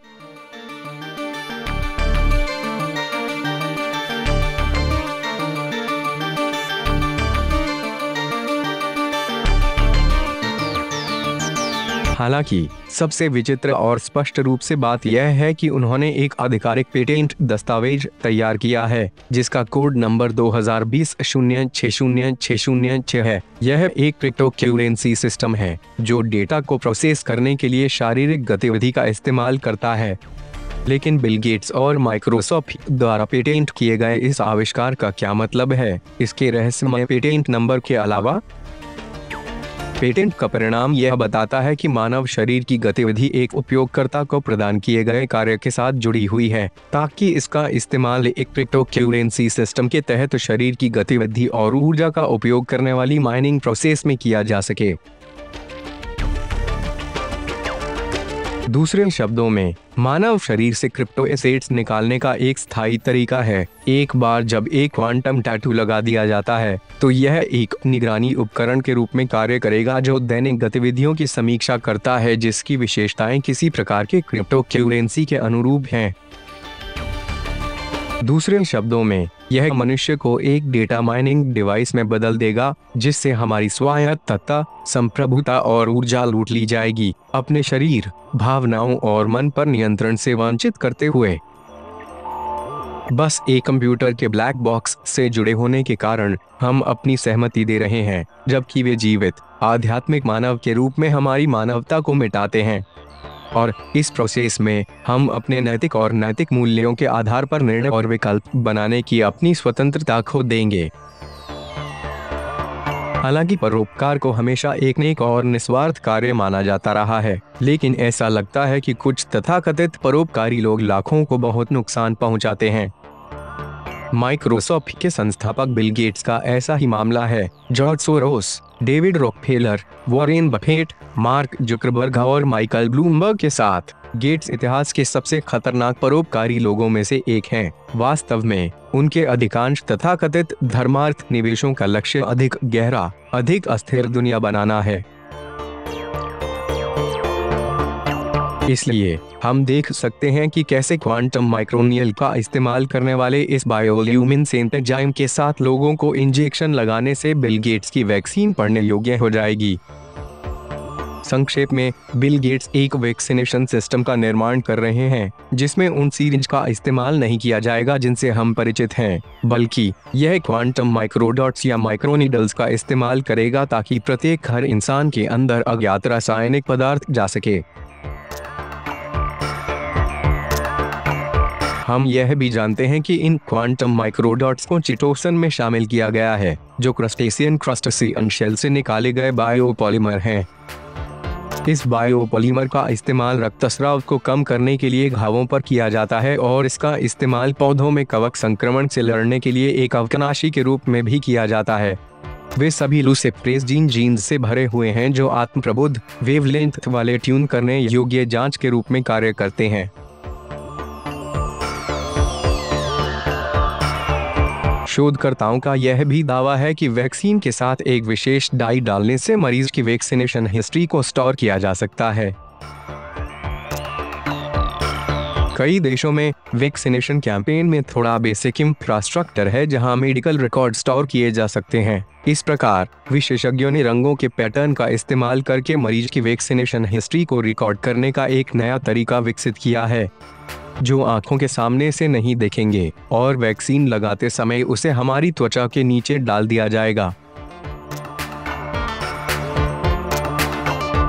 उससे संबंधित बात पर बायो इंजीनियरों ने दिखाया है कि नैनो क्रिस्टल या क्वांटम डॉट्स से बने उनके नए डाई, जैसा कि पहले जिक्र किया गया है, कम से कम 5 साल तक त्वचा के नीचे रहेंगे और इंफ्रारेड स्पेक्ट्रम लाइट का उत्सर्जन करेंगे ताकि विशेष रूप से सुसज्जित स्मार्टफोन का इस्तेमाल करके इसका पता लगाया जा सके।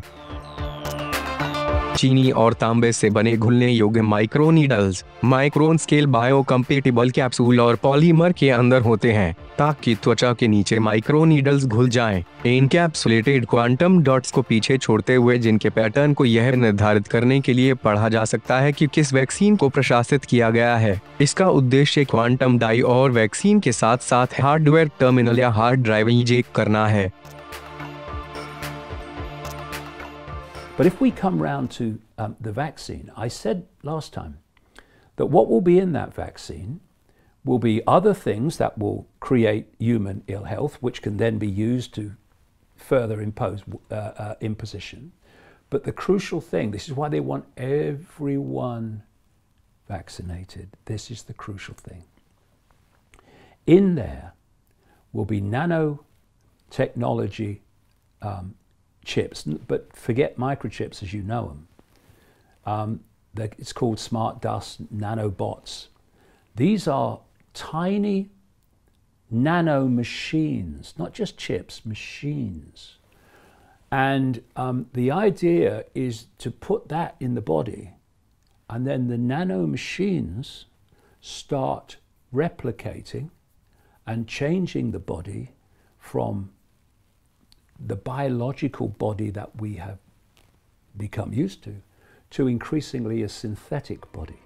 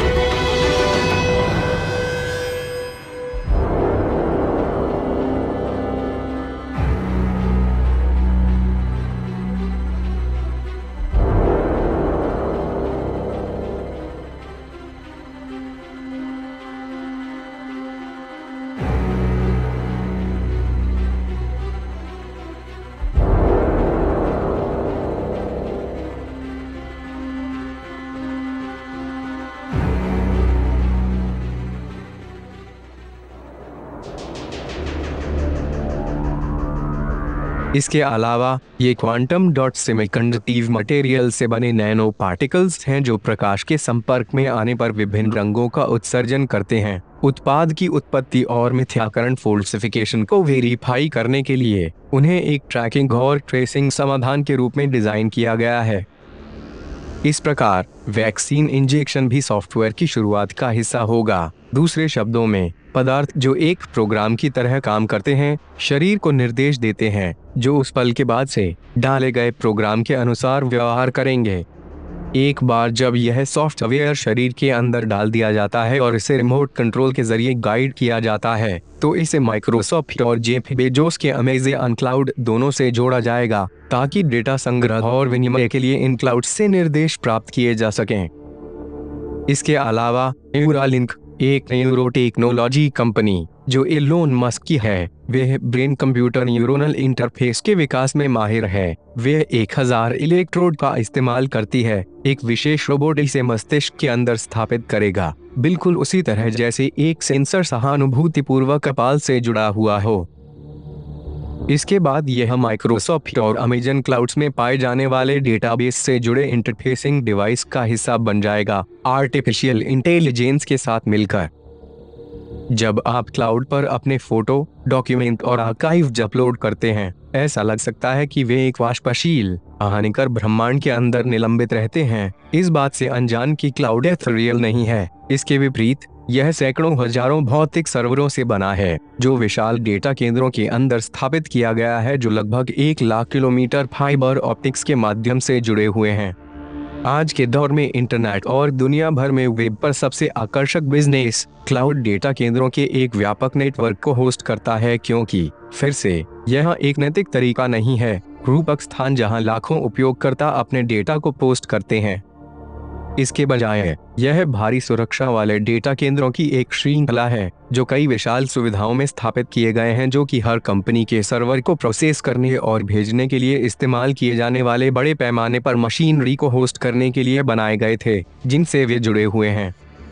ये डेटा केंद्र हैंगर्स के आकार के हैं, वे आकाश में कहीं नहीं हैं, वे आकाश में कहीं नहीं हैं, जैसा कि वे चाहते हैं कि हम विश्वास करें। वे ग्रह भर में वितरित किए जाते हैं और ट्रांसओशियनिक केबल के माध्यम से समुद्र के किनारे से जुड़े होते हैं। समुद्र में डूबे हुए वे ठंडा होते हैं और एक विशाल फाइबर ऑप्टिक नेटवर्क से जुड़े होते हैं।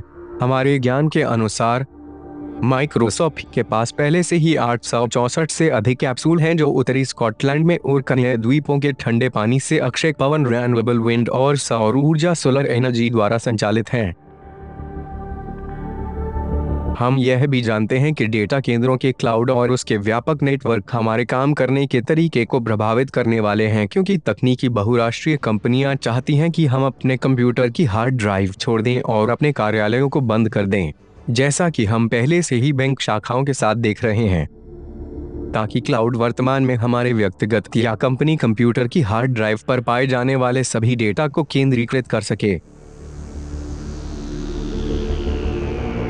इस प्रकार यह संभव है कि हम इस ट्रांसफॉर्मेटिव प्रोसेस के बारे में अपनी जागरूकता को बढ़ाएं, जिससे क्लाउड सबको शामिल कर रहा है। प्रत्येक बीते दिन के साथ यह अधिक फैलता जा रहा है और यह तब तक जारी रहेगा जब तक इसमें पेशेवर, सार्वजनिक और निजी जीवन के सभी क्षेत्र शामिल नहीं हो जाते।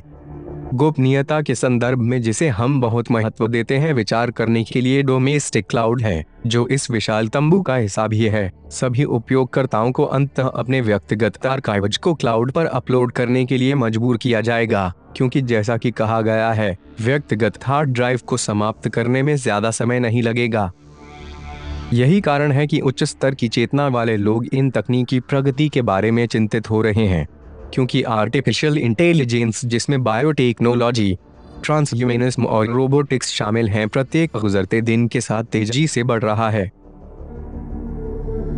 जॉर्ज ऑरवेल ने खुद हमें इस समस्या से आगाह किया था जब उन्होंने कहा, वो समय आएगा जब लोग विद्रोह नहीं करेंगे, वे स्क्रीन से अपनी आंखें ऊपर नहीं उठा पाएंगे, यह ध्यान देने के लिए कि आखिर हो क्या रहा है।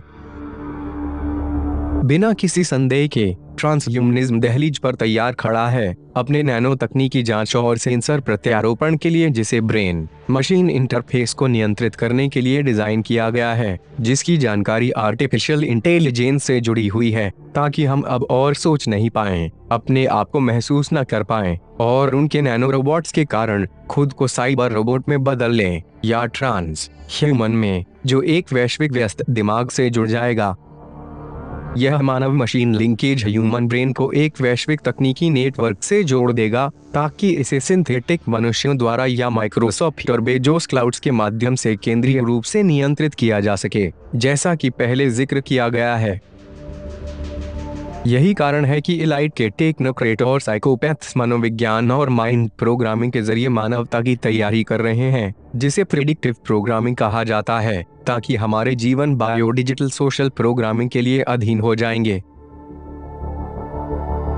नतीजतन हमारा इंटरनेट कनेक्शन और फेसबुक, ट्विटर और अन्य सामाजिक नेटवर्क सहित पूरा डिजिटल इकोसिस्टम हमें यह महसूस कराएगा कि हम एक संवर्धित वास्तविकता का अनुभव कर रहे हैं, जहां हम खुद को मशहूर हस्तियों और बड़े नामों के रूप में मानते हैं, यह देखते हुए बिना कि हम साइबर रोबोट ऑटोमेटोन बनने की राह पर हैं। इसमें हम अपनी सोचने और महसूस करने की क्षमता गंवा देंगे, जब तक कि हम अंततः केवल डेटा माइनर्स, माइनिंग क्रिप्टोकरेंसी और जानवर के निशान को प्रभावित नहीं करते। यह एंटरटेनमेंट इंडस्ट्री की विभिन्न प्रकार की फिल्मों में स्पष्ट रूप से देखा जा सकता है, जो रोबोटिक्स और ट्रांसह्यूमन ऑटोमेटिज्म की दुनिया से बहुत निकटता से जुड़ी हुई हैं, जो कि बहुत जल्द हमारे लिए स्टोर में रखा गया है।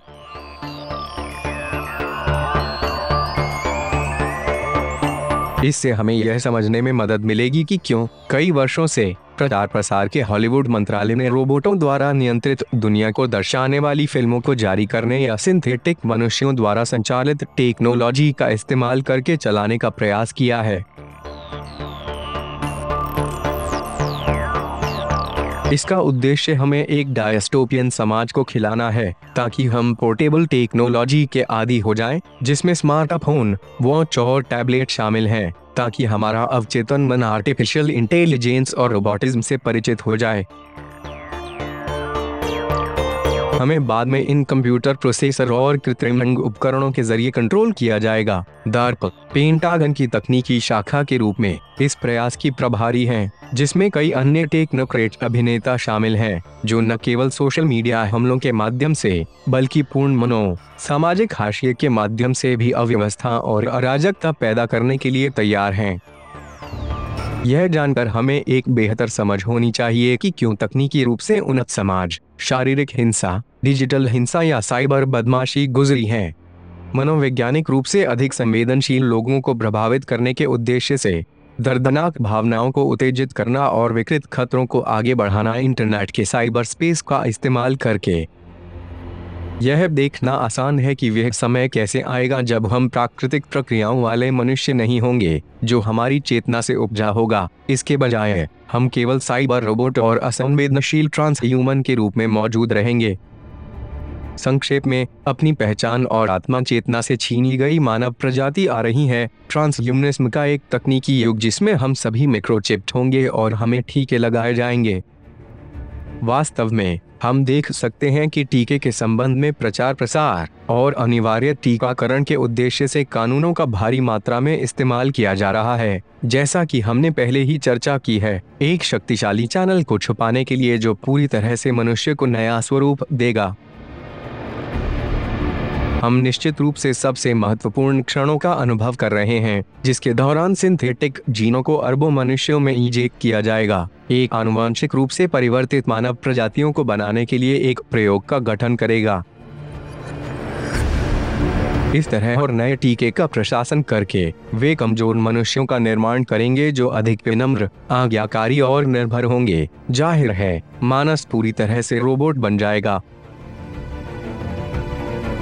हमें याद रखना चाहिए कि टीके सिंथेटिक डीएनए के साथ बनाए जा रहे हैं। एक बार पेश किए जाने के बाद उनका उद्देश्य शरीर को कंप्यूटर हार्डवेयर में बदलना है, ताकि यह रिमोट कंट्रोल प्रोग्राम का रिसेप्टर बन जाए और जानकारी प्राप्त हो सके, जबकि हमारे सभी के डेटा क्लाउड में स्टोर किए गए हैं।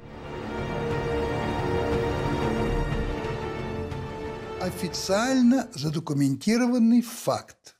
Это патент под кодовым номером WO 2020-06-06-06. Он был зарегистрирован 26 марта 2020 года. Заявку на патент подала компания Microsoft Technology Licensing LLC, которую возглавляет Билл Гейтс, еще 20 июня 2019 года. А 22 апреля 2020 года, в аккурат в день 150-летия со дня рождения Владимира Ильича Ленина, данный патент получил международный статус. Он носит название «Система криптовалюты, использующая данные активности тела». На секундочку отвлекусь, потому что как-то настораживает 06, 06, 06. Вы, наверное, понимаете, да? Это случайное совпадение или это намеренный подбор такого знака, который в Апокалипсисе Иоанна назван числом зверя? Что же за изобретение, которое решили запатентовать представители компании Microsoft? В резюме патента на сайте указано, что активность человеческого тела, ассоциируемая с задачей, представляемые пользователю и так далее, в тело человека вживляется чип, исполняющий роль контролирующего органа на предмет соответствия характеристик ежедневной активности для какой-то криптовалюты. Если условия выполняются, то человек получает определенные бонусы, которые может на что-то потратить. Чьи условия выполняются? То есть, другими словами, человек за криптобонусы продает свою личность, свою свободу, если хотите, свою независимость. То есть те, кто управляют этими чипами, имеют полную возможность вами руководить. Имеют полную возможность заставлять вас делать то, что им надо. Но только вы уже не поступите в университет.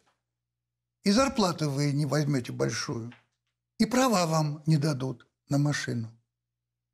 Вы становитесь изгоями. А какова общая цель этого? Вы уже слышали? Общая цель – это сокращение человечества. Слишком много потреблявшего и потребляющего кислорода, пищи и всего остального. То есть это кастовое разделение человечества. Как я это понимаю. Пусть меня поправят.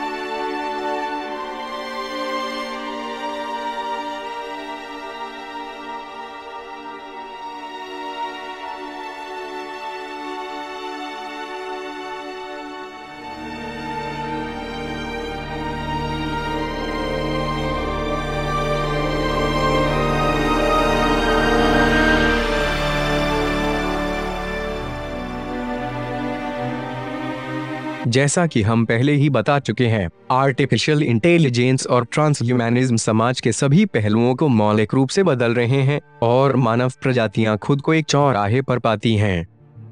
Technocrat और ट्रांस मानवतावादी तानाशाही के खिलाफ अपनी आखिरी लड़ाई लड़ती हुए और साइबर रोबोट ऑटोमेशन में परिवर्तित होने से बचते हुए।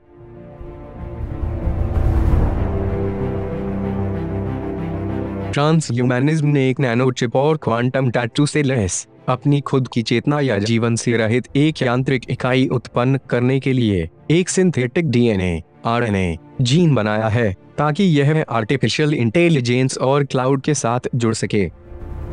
टैटू शब्द का इस्तेमाल उन्हें क्वांटम विज्ञान के नवाचारों को उद्घाटित करने के लिए फैशनेबल और क्वांटम प्रतीत होता है। इस प्रकार दो शब्दों को ध्यान से सामयिक और वैज्ञानिक रूप से उन्नत करने के लिए चुना गया है। इस तरह के न्यूरोलॉजिकल न्यूरो मार्केटिंग बहुत असतत न्यूरो भाषा विज्ञान को इस विचार के आदी करने के लिए लागू होता है कि इसमें से कोई भी खतरनाक नहीं है, यह केवल एवेंटगार्ड है। जैसे जैसे चीजें सामने आती हैं तो ज्यादातर लोग बहुत भरोसा करते हैं और वे यह मानने से इनकार करते रहते हैं कि ऐसे इंसान भी हो सकते हैं जो इस तरह की जोड़तोड़ में लगे रहते हैं जिसका उद्देश्य नियंत्रण और रीप्रोग्रामिंग है। जिम्मेदारी से काम करने और इस नाजुक विषय पर रिसर्च करने के बजाय जो वास्तव में हमारे भाग्य का निर्धारण करेगा वे क्या करते हैं बस संभावना उपेक्षा है। अगर हम मिश्रण में अनिवार्य टीकाकरण के लिए इस नई योजना को जोड़ते हैं तो हम देखेंगे कि यह कैसे हमारे डीएनए, आरएनए को मॉडिफाई करने के लिए बनाया गया है और मानव जाति की बायोकेमिस्ट्री का दुरुपयोग करने में सक्षम एक घोटाला पैदा करता है। इसका प्रभाव ऑटो इम्यून डिसऑर्डर्स जैसे भयावह परिणामों को उजागर कर सकता है, जिससे इम्यून सिस्टम अपने खुद के सेल्स पर हमला करना शुरू कर सकता है। फिर भी यह एकमात्र लड़ाई नहीं है जो हम वर्तमान में लड़ रहे हैं। हम लोगों को प्रभावित करने के लिए एक मनोवैज्ञानिक युद्ध का भी सामना कर रहे हैं ताकि वे वास्तव में प्रतिक्रिया करेंगे कि गहरे राज्य उन्हें कैसे चाहता है।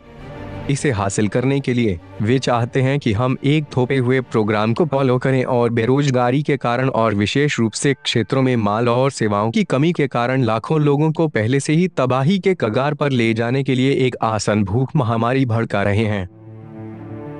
ठीक उसी तरह वैश्विक अभिजात वर्ग मार्शल कानूनों को लागू करने के लिए प्रयासरत है ताकि लोगों को अनिश्चित काल तक हिरासत में रखा जा सके और उन्हें फीम कैंप्स में बंद किया जा सके और कई अन्य एकाग्रता शिविर जो दुनिया भर में मौजूद हैं, जबकि वे हमें जबरदस्ती पृथ्वी से जनसंख्या कम करने के लिए टीका लगाते रहे, ग्रह पर हावी होने के लिए। इस प्रकार इस नरसंहार को होने से रोकने के लिए हमारा लक्ष्य हर संभव प्रयास करना है ताकि हम अपने अंतिम क्षणों को मनुष्यों के रूप में न जी सकें, उनकी विकृत और अत्याचारी योजनाओं के अनुसार। जैसा कि आप अच्छी तरह से जानते हैं, हमारी कुछ डॉक्यूमेंटरीज को वेब से सेंसर कर दिया गया है और हटा दिया गया है, इसलिए हम उन्हें बिट्यूट में भी पब्लिश कर रहे हैं। यही कारण है कि हम इस जानकारी को अधिक से अधिक लोगों तक शेयर करने और फैलाने में आपका सपोर्ट मांग रहे हैं। इसका उद्देश्य इतना है कि प्रकाश के इस धर्ममय युद्ध में हमारा साथ देने वाले इंद्रकियानुसी अंधेरे एजेंडों को सफलतापूर्वक सुलझाएंगे, जो कुछ नहीं लेकिन मानव नैतिकता और आध्यात्मिक सिद्धांतों को नुकसान पहुंचाएंगे जिसके लिए हम बनाए गए हैं। भावनात्मक बुद्धिमत्ता अत्यंत महत्वपूर्ण है जब यह उन मूल्यों को मजबूत करने की बात आती है जिन्हें वे पलट देना चाहते हैं, क्योंकि लोगों की मदद करने के अलावा यह हमारे आत्मविश्वास और आत्मसम्मान को भी बढ़ाता है, जो कई लोगों को इन कठिन समय में चाहिए। हमें पूरी उम्मीद है कि हमारे दर्शक और सब्सक्राइबर्स खुद को निराश नहीं होने देंगे, क्योंकि इससे भ्रम और विभाजन पैदा होता है। शेष चौकस होकर हम इस डार्क फायर्स को पूरे ग्रह में फैलने से रोक सकते हैं ताकि मानवता को खत्म न किया जा सके। सबसे अच्छी बात यह है कि एक शांत और ग्रहणशील तरीके से जो कुछ भी हो रहा है उस पर गहराई से ध्यान करें। अच्छी तरह से अभ्यास किए गए गहन ध्यान केवल एक चीज है जो हमें एक अवरोध बनाने में सक्षम बनाएगी, जिसमें एंटी लाइट और बाधा उत्पन्न हो सकेगी, जिससे कि यह ट्रांसह्यूमन में बदलकर अपने अंधेरे उद्देश्यों और इच्छाओं में सफल नहीं हो। इस बीच हमें मस्तिष्क के प्रीफ्रंटल कॉर्टेक्स को मजबूत करने के लिए काम करना चाहिए, क्योंकि इसमें सहानुभूति, भावना और दिल के अंतर्ज्ञान का अनुभव करने की क्षमता है। उसी समय यह एमिगडाला या सरीसृप मस्तिष्क, जो हमारी वृत्ति का केंद्र है, उसे दुर्बल कर देगा और सभी प्रकार की उथल पुथल को शांत करेगा, जो हमें प्रकाश, सत्य, ज्ञान और प्रेम से अलग करते हैं। साथ ही हमें अपनी आत्मा से अलग करेगा, जहां दिव्यता रहती है, खुद को तारकीय अंतरिक्ष से प्रक्षेपित करते हुए, जबकि यह हम सभी का इंतजार करता है। अपने आप से पूछने का समय आ गया है, क्या आप अपनी भावनाएं, प्रेम, सहानुभूति और दया की कीमत पर अपनी अमर आत्मा को बड़ी दवा और प्रौद्योगिकी कंपनियों को बेचने के लिए तैयार हैं?